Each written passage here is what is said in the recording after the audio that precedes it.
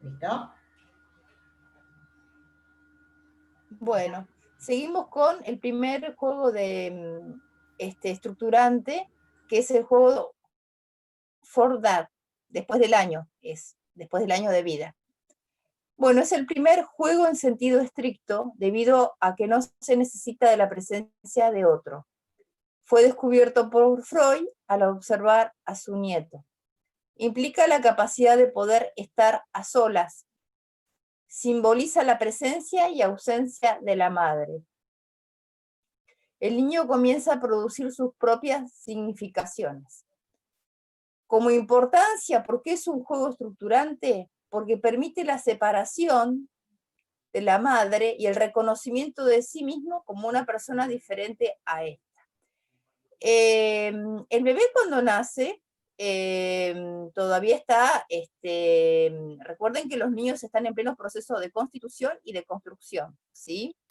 Entonces, cuando es bebé, en realidad el niño, cuando comienza a formar su yo, su primera conciencia, digamos, considera que el pecho de la madre forma parte de su cuerpo.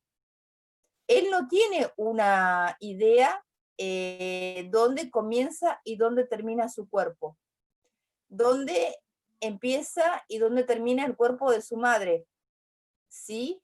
En este manojo de reflejos que dice Piaget, tampoco sabe que una mano y la otra forman parte de su propio cuerpo. La idea del esquema corporal es una construcción mental que vamos haciendo.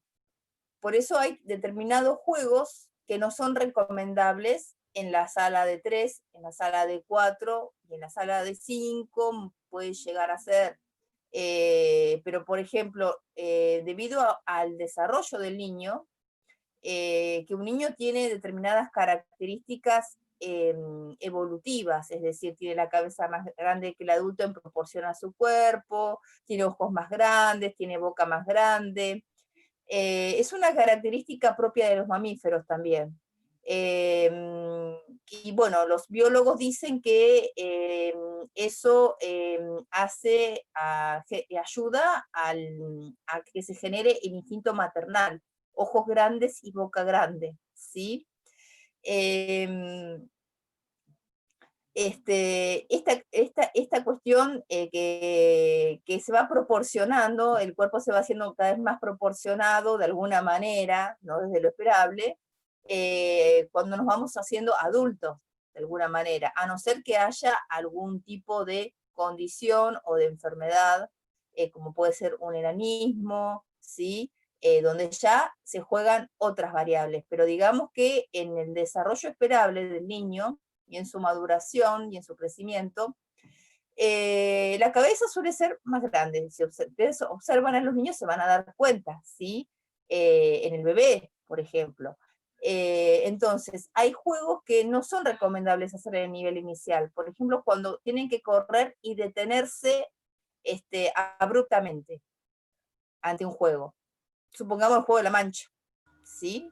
Que es un juego que no es un juego de articulación del psiquismo, pero que le impacta al niño, si tiene que detenerse de golpe, se va de cabeza, ¿sí?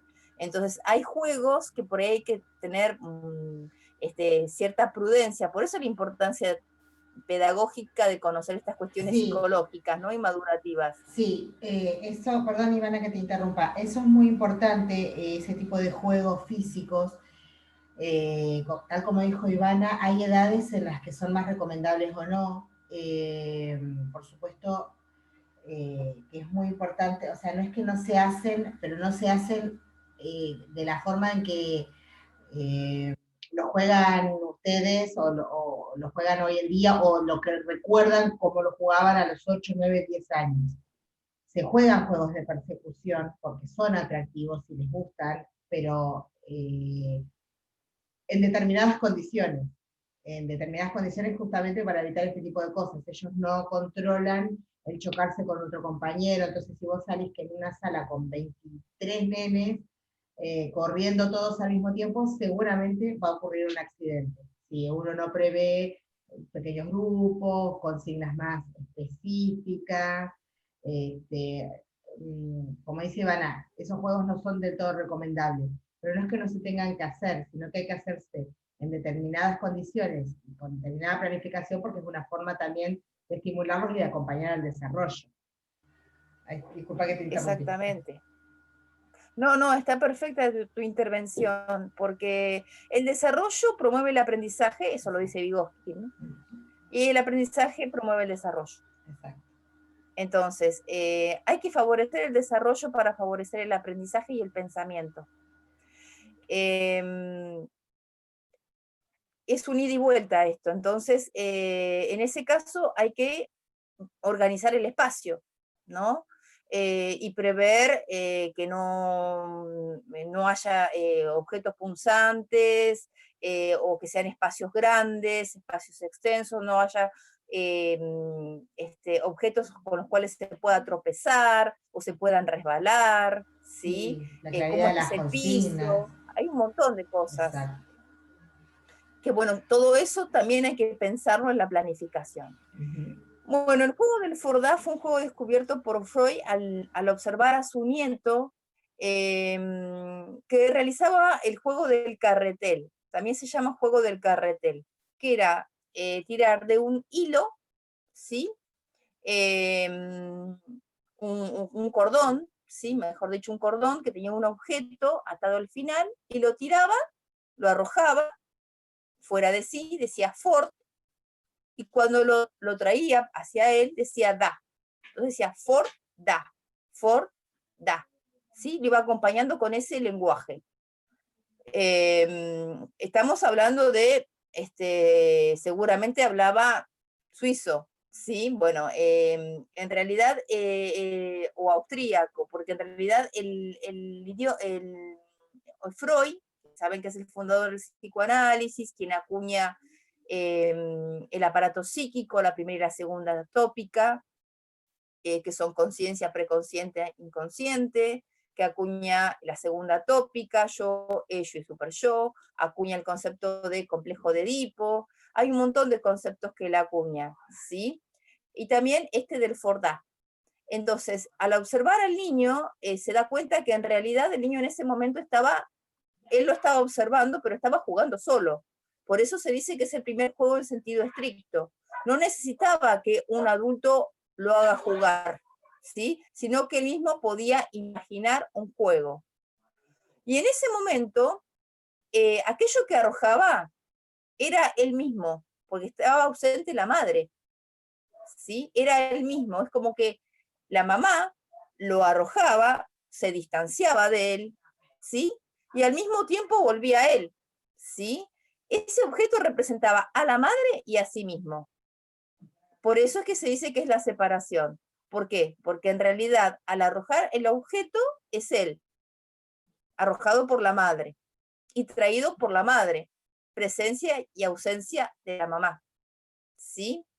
Y a su vez tiene que ver con la separación, porque en ese breve instante, porque son instantes breves que se van produciendo, no es que la mamá paulatinamente va construyendo la noción de esta capacidad de poder estar a solas. La capacidad de poder estar a solas es un concepto de Winnicott, que es muy importante, ¿sí? Poder estar sola sin angustiarme. Hay incluso adultos que tienen problemas en cuanto a la capacidad de poder estar a solas.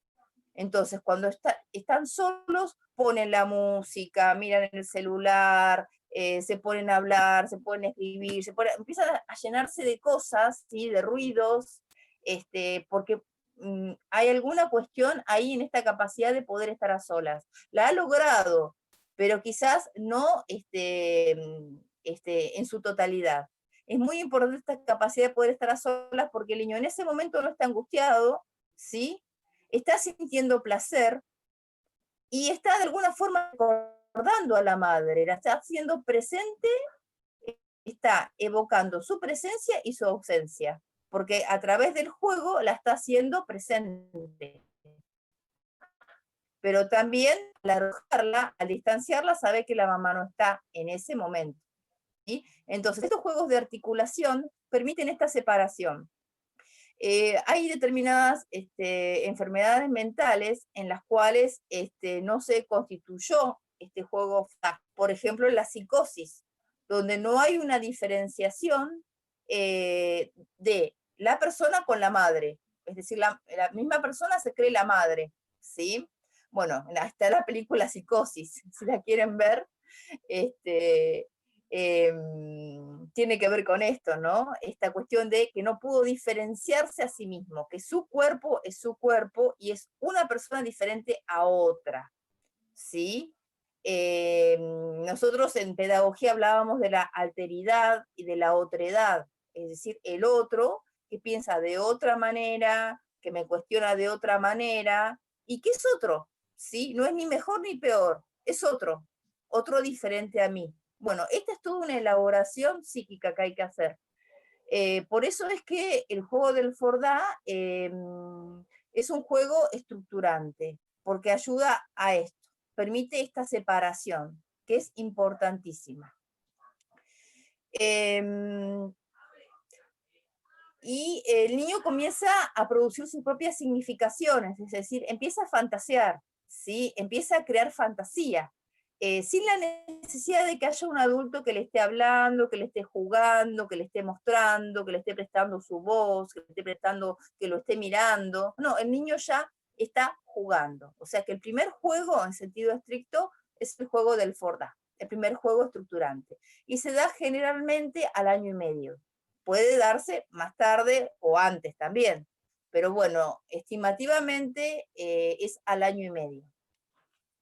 Otros juegos estructurantes son los juegos de borde, que se dan aproximadamente entre el año y medio y los 2 años.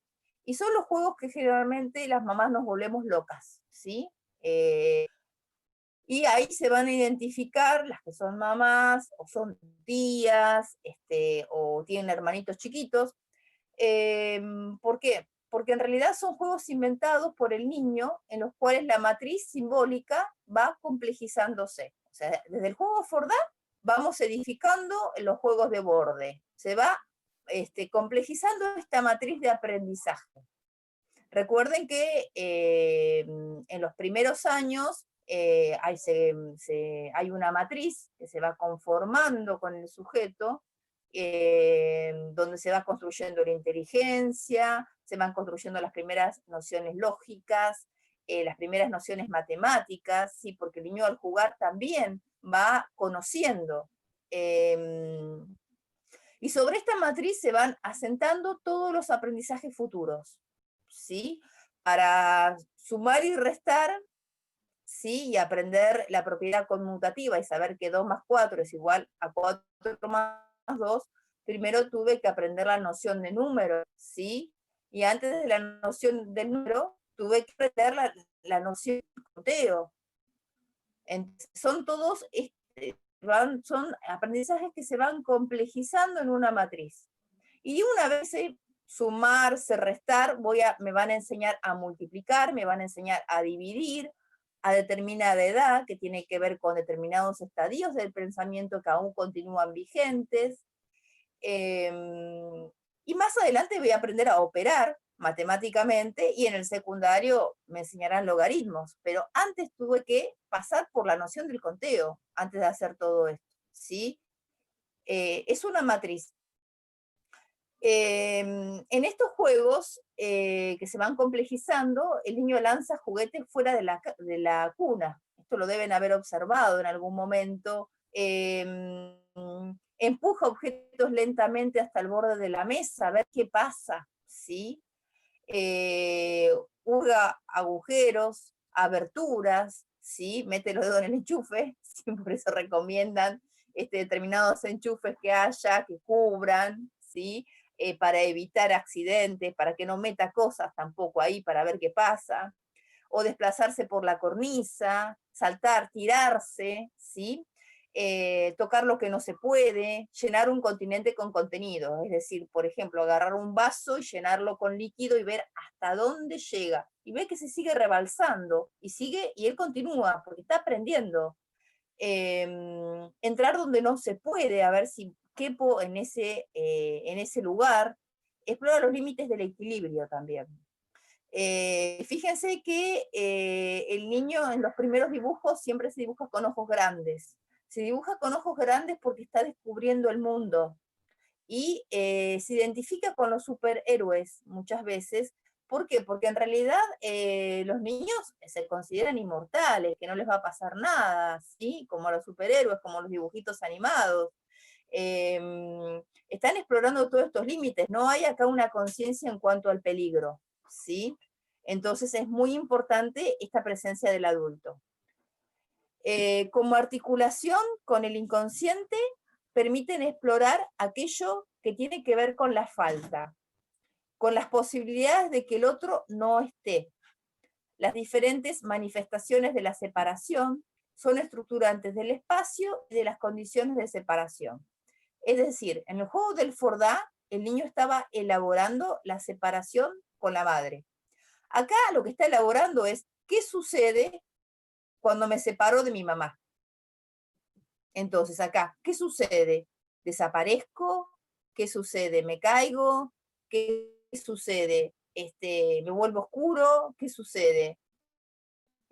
Eso es lo que está elaborando. Acá estamos hablando de psicología profunda. Esto es todo a nivel inconsciente. No es que el niño va hasta el borde de la mesa y en realidad está pensando en esto, ¿sí? Esto es a nivel inconsciente. Los juegos de borde, justamente porque tienen que ver con estas cuestiones de los límites, ¿no? Los límites también con respecto al mismo, con respecto a su cuerpo, con respecto a los objetos. También fíjense que coincide con el dejar los pañales, ¿no? Entonces muchas veces los niños juegan con líquidos, juegan con barro, porque no le está permitido socialmente jugar con la caca y con el pis, ¿sí? Y están elaborando también el empezar a dejar los pañales. Así que bueno, en realidad es un todo, es decir, la constitución del psiquismo va junto con la construcción de la inteligencia. Bueno, pasamos al siguiente juego estructurante, que es el juego simbólico, que se da de los 2 a los 4 años aproximadamente. Es el juego propio de los humanos, denominados juegos del como sí o de fingimiento. Pero en realidad la forma correcta de nombrarlos es juego simbólico. Permiten el desarrollo mental, afectivo y social. En un primer momento, en el juego simbólico, el niño juega a hacer. Por ejemplo, juega a que duerme, ¿sí? Él sabe que no está durmiendo, pero juega a que duerme. En otro momento, porque a lo mejor no es a la noche o el horario de la siesta. Son las 10 de la mañana y él juega a que duerme. Y sabe que no es la hora de dormir, pero él está jugando a que duerme, ¿sí? Le está otorgando un símbolo. Eso está sobre su propio cuerpo, él juega a que duerme, ¿sí? En un segundo momento, esa conducta que le aplicaba a su propio cuerpo, que él era el que jugaba a que dormía, se la da a un objeto, que es un juguete, ¿sí? Es decir, a un objeto que le da vida y que lo transforma en juguete. Entonces, supongamos un osito, hace dormir al osito, ¿sí? Ya no está sobre su propio cuerpo la acción, sino que está desplazada hacia un juguete. Está fantaseando, ya se está complejizando el juego, porque no es sobre su propio cuerpo, sino sobre un objeto transformado en juguete, que es un osito, y sobre él es el que lo domina, ¿sí? El que crea este universo donde el osito duerme. Y el tercer momento es cuando comienza a imitar acciones de otras personas o animales, ¿sí? Ladra como un perro, sonríe como la mamá, ¿sí? Ya empieza a observar a los adultos y a imitar ya acciones, ¿sí? Y esas acciones ya son con una intencionalidad. El juego simbólico va unido al desarrollo del lenguaje. Ahora vamos a ver por qué. Importancia del juego simbólico. Del juego simbólico habla Jean Piaget en un libro que se llama La construcción de la inteligencia. También lo menciona en 6 estudios de psicología. Bueno, la importancia del juego simbólico va de la conducta concreta a la conducta del como sí. A través de acciones busca significar algo. Al realizar una conducta que significa algo en otro momento, lo prepara para poner una palabra, símbolo, en el lugar de un objeto, persona o acción. ¿Sí? Este proceso de simbolización que va de un objeto, persona o acción tangible, algo que puedo tocar, a un plano imaginario, es imprescindible para el desarrollo del lenguaje.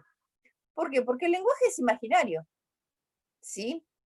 Si yo, por ejemplo, digo taza, acá tengo una taza, no hay nada a mí que me represente que eso es una taza. O sea, ¿con qué puedo relacionar? El lenguaje es un arbitrario, ¿sí?